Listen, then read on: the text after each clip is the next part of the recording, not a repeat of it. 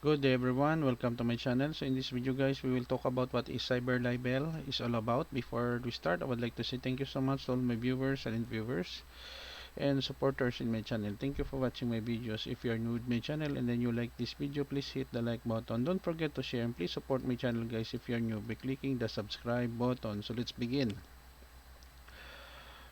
In today's technology, the advancement of information technology, there are so many benefits, but also there are also crimes that is being committed that is called cyber crimes. One of each crime that is cyber libel.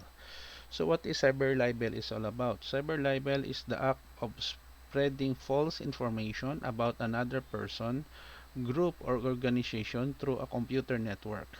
Libel is the act of publicly and maliciously ascribing a crime, vice, or defect, actual or fictional, to a person or disrespecting the memory of someone who is dead.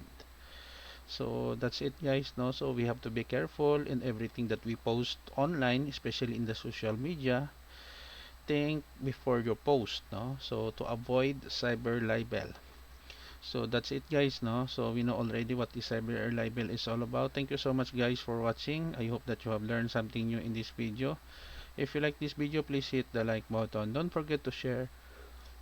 And please support my channel guys if you're new by clicking the subscribe button. See you in the next video tutorial guys. This is your friend Jake saying bye bye for now.